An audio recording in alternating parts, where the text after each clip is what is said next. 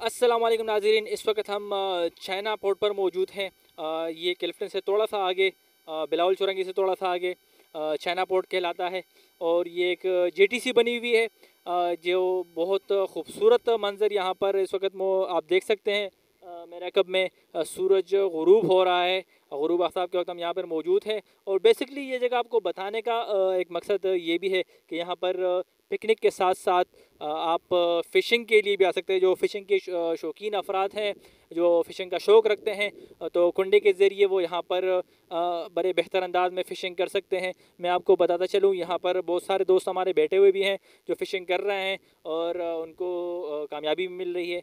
तो ये जगह ख़ुसूसन उन अफराद के लिए जो फ़िशिंग का शौक़ रखते हैं, इस मनाज़िर को भी देख सकते हैं। और ये मेरे पीछे आप इस वक्त एक हैंग टैंक 77 भी जहाँ पर बसा हुआ है, वो भी आपको नज़र आ रहा होगा। ये वो मकाम है और ये पट्टी जेटी जो है, इस पर फ़िशिंग हो सकती है।